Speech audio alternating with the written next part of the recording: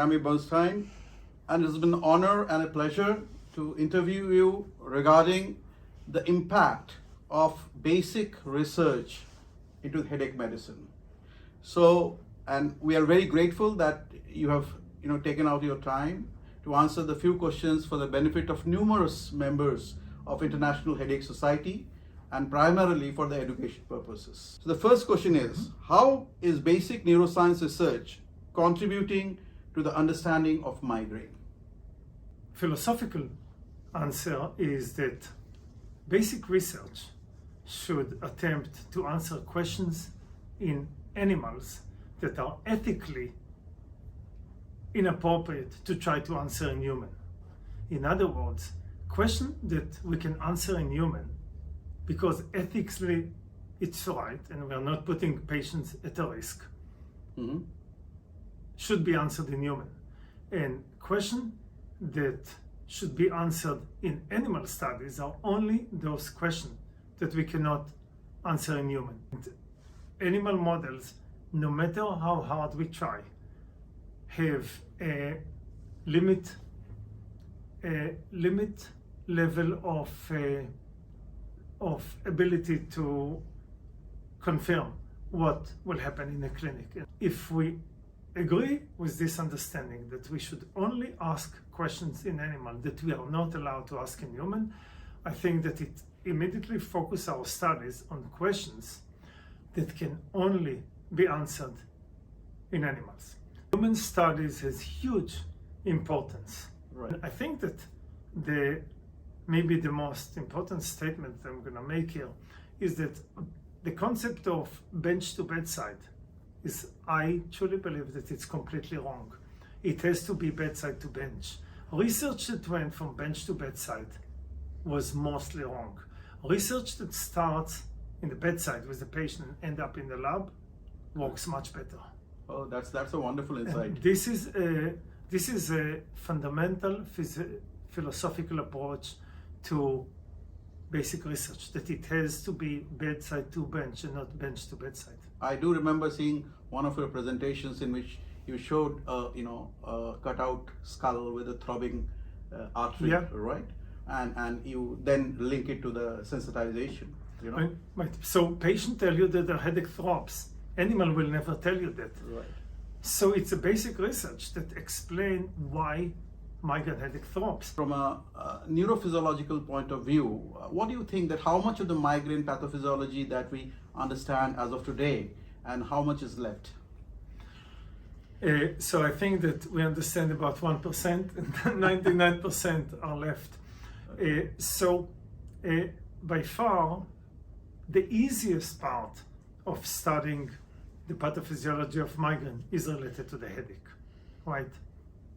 Why does it, which pain fiber mediate it, what happened in the spinal cord, brainstem, thalamus, and cortex. The pain is relatively easy because we can study it in animals. The things that are missing is everything we talked about until now. We don't have an understanding of how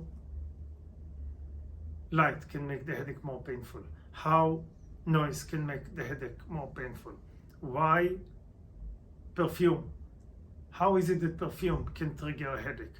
We don't understand, we have no understanding of how any trigger a headache, how being too hot trigger a headache, why is it that flying trigger a headache, what is it about not drinking enough to trigger a headache. It has a pathophysiology. We don't understand most migraine symptoms, associated symptoms. What is the mechanism for nausea induced by migraine? What is the mechanism for dizziness that accompany migraine? Why are the muscles in the neck begin to hurt 2 or 3 hours after the migraine starts? Why is it that we can't remember simple things when we have a migraine? Do you believe that is there any migraine generator in the brain? No, I don't. Right. It's a really simple answer. This was so oversimplistic. There isn't a single function that we can think of that involve one group of neurons in one part of the brain. Everything is a network of neurons. If you talk about sleep, there are 17 nuclei with different chemical neuropeptides or neurotransmitter in the brainstem that play a role in the regulation of sleep. Sleep is brainstem, sleep is hypothalamus, like 4 different group of neurons in hypothalamus. Sleep is the basal ganglia, sleep is the thalamus, sleep is the cortex. Can we talk about the generator of sleep? No, we can't. There is no migraine generator. There are complex networks of neurons that play a role in different aspects of migraine. Yes, I think I completely agree with you that it will be too reductionist to bring it down to a generator level when we know that a lot of networks are actually being involved. So the next question obviously comes as a follow-up to this, that what do you think about the peripheral contributions to the migraine pathophysiology? Because recently you have also published a lot of research on the cutaneous nerves in the scalp and their connections. So what do you think about the peripheral? So there is a simplistic answer and a more complicated answer.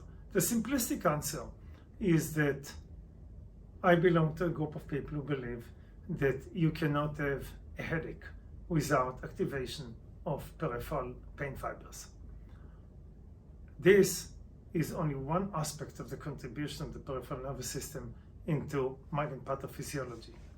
But if you think about the fact that pain has the ability to change the brain, you now turn it into a way more complicated thing. So if pain invades the brain and over 40 years you have repeated migraine attacks that last 1 or 2 days, sometimes more in chronic migraine patients, and they send millions of pain signals that spread throughout the brain, right, to the brainstem, to the hypothalamus, to the cortex, to the thalamus.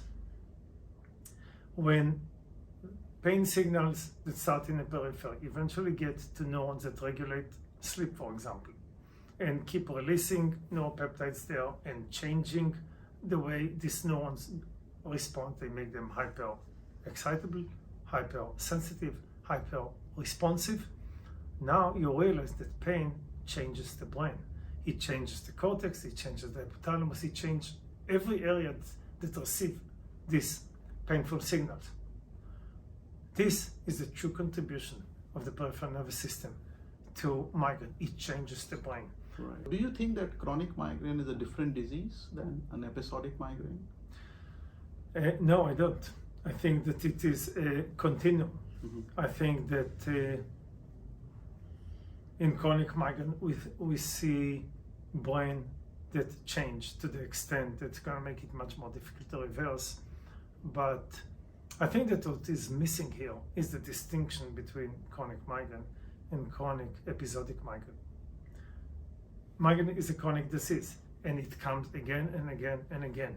And I think that the difference between chronic episodic migraine and chronic migraine is that in chronic migraine, the changes that occur in the brain for most part become almost independent of the pain signal that come from the periphery, not only in the headache itself, but in any other aspect.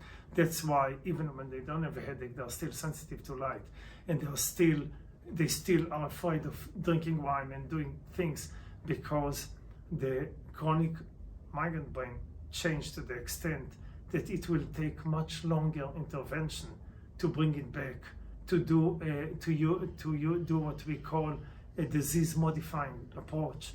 In chronic episodic migraine, we really don't need to modify the disease. We need to stop the pain and let the brain long enough time to recover.